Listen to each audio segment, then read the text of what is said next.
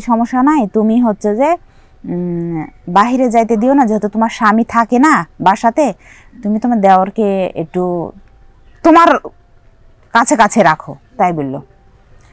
তা আচ্ছা ঠিক আছে, কাছে কাছে রাখবো, যেহেতু আমার ছোট ভাইয়ের মতো, তো কাছে কাছে রাখলে তো আমার কোনো সমস্যা না। আমি যে মানে এতটা কাছে জড়ায় যাবো, আসলে এটা আমি ভাবতেও পারিনি।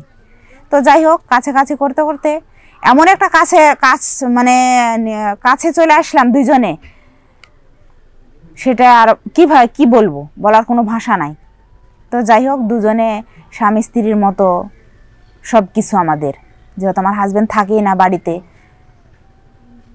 আর এই কথাগুলো আমার শাশুড়ি কিন্তু সবই জানে, যে আমি যে আমার দেওরের সাথে সংসার করতেছি বা উঠা বসা করতেছি, শারীরিক সম্পর্ক করতেছি, এগুলো সব কিছু আমার শাশুড়ি জানে। তারপরে তখন হচ্ছে যে এরকম করে আমাদের সংসারটা ভালোই চলে যাচ্ছে। যাওয়ার পরে একদিন হঠাৎ করে আমি প্রেগনেন্ট হয়ে গেলাম। হঠাৎ বলতে প্রেগনেন্ট তো হঠাৎ করেই হয়, যাই হোক আমি প্রেগনেন্ট হয়ে গেলাম। হওয়ার পর আমি বললাম আমার শাশুড়িকে যে আম্মা, এরকম এরকম আমি আপনার ছোট ছেলের হচ্ছে যে বেবির বাচ্চা হতে চলেছে, মানে বাচ্চা আমার পেটে, তো আমি এখন কি করব? তো আমার শাশুড়ি সরাসরি আমাকে কি বললো জানেন? এটা মিথ্যা কথা, আমার ছেলে এই রকমের কোনো দিনও কাজ করতে পারে না, আমি কোনো দিন বিশ্বাসই করি না। অথচ দেখেন, সেই শাশুড়ির কথা রাখার জন্য সেই দেওরের সাথে কিন্তু আমি এই সম্পর্কটা তৈরি করছি। আমার স্বামী কিন্তু আমাকে বিশ্বাস করে রাখা গেছে, আমার স্বামীকে আমার জীবনের থেকে বেশি ভালোবাসি, কিন্তু আমার শাশুড়ির কথা রাখতে যায় আজ আমি এই পর্যায়ে দাঁড়ায় গেছি। এখন আমাকে স্বামীও গছে না, শাশুড়িও গছে না, দেওরে তো মুখ ফিরাই নিছে। সে তো আমার বিবাহিত, মানে দেওর তো, সে আমার তো দেওর, সে তার স্বামী না। স্বামী যেহেতু আমার মুখ। সবাই কেমন আছেন? আশা করি সবাই ভালো আছেন। আমি কিছু আমার জীবনের গল্প নিয়ে আপনাদের সামনে হাজির হলাম। আশা করি আমার কথাগুলো শুনবেন আর আমার মতো ভুল কেউ করবেন না। আমি একটা খুব গরিব ঘরের মেয়ে, মধ্যবিত্ত ঘরের মেয়ে, বাবা মার একমাত্র মেয়ে। বাবা মা খুব ছোটবেলায় মারা গেছে। তারপরে দাদির কাছে বড় হয়েছি আমি। দাদির কাছে বড় হওয়ার পরে চাচারাও ছিল, দাদিও ছিল, সবাই ছিল, সবার সাথেই মিলেমিশে জয়েন্ট ফ্যামিলি, সবার সাথে বড় হওয়া। লেখাপড়া 8-9 পর্যন্ত করছি। করার পরে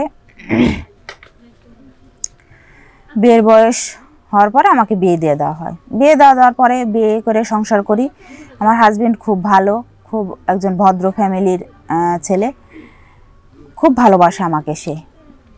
কিন্তু সে বিভিন্ন কাজ করে, সে কাজের জন্য বাইরে যেতে হয়, যেমন সিলেট, চট্টগ্রাম, খুলনা, বরিশাল, এরকম ধরনের জায়গায় জায়গায় সে আমাকে বাসায় রেখে চলে যায় কাজে যাওয়ার পরে আমি বাসায় থাকি।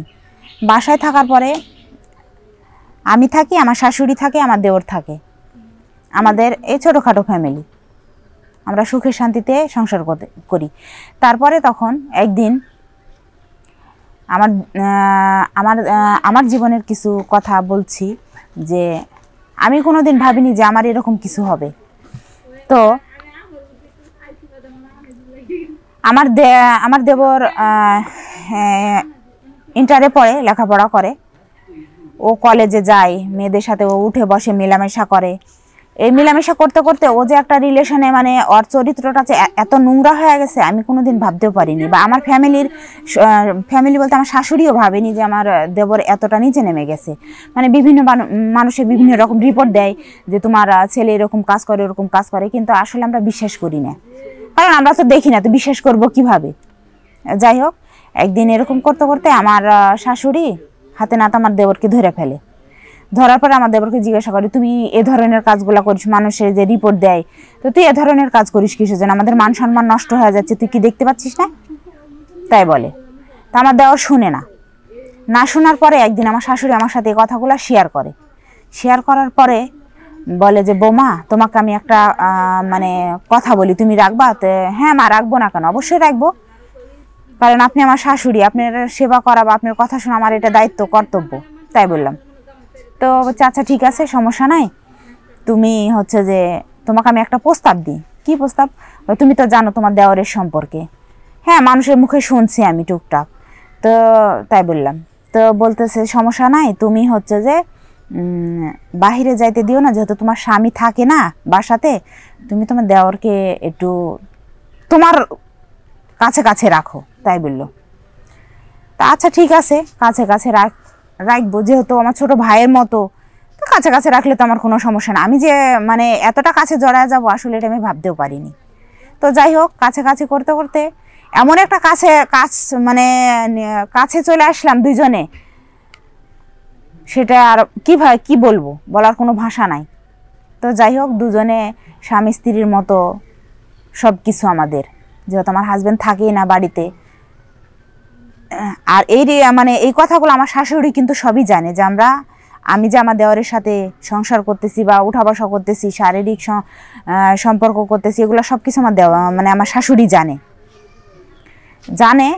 তারপরে তখন হচ্ছে যে এরকম করে আমাদের সংসারটা ভালোই চলে যাচ্ছে। যাওয়ার পরে একদিন হঠাৎ করে আমি প্রেগনেন্ট হয়ে গেলাম। হঠাৎ বলতে প্রেগনেন্ট তো হঠাৎ করেই হয়, যাই হোক আমি প্রেগনেন্ট হয়ে গেলাম। হওয়ার পর আমি বললাম আমার শাশুড়িকে যে আম্মা এরকম এরকম আমি আপনার ছোট ছেলের হচ্ছে যে বেবির বাচ্চা হতে চলেছে, মানে বাচ্চা আমার পেটে, তো আমি এখন কি করব? তো আমার শাশুড়ি সরাসরি আমাকে কি বললো জানেন? এটা মিথ্যা কথা, আমার ছেলে এই রকমের কোনো দিনও কাজ করতে পারে না, আমি কোনো দিন বিশ্বাসই করি না। অথচ দেখেন, সেই শাশুড়ির কথা রাখার জন্য সেই দেওরের সাথে কিন্তু আমি এই সম্পর্কটা তৈরি করছি। আমার স্বামী কিন্তু আমাকে বিশ্বাস করে রাখে গেছে, আমার স্বামীকে আমার জীবনের থেকে বেশি ভালোবাসি, কিন্তু আমার শাশুড়ির কথা রাখতে যায় আজ আমি এই পর্যায়ে দাঁড়ায় গেছি।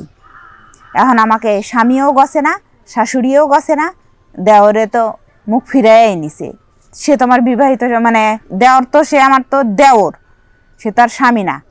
স্বামী যেহেতু আমার মুখ ফিরাই নিছে, শাশুড়ি আর দেওর সে কি আমাকে আর নিবে না।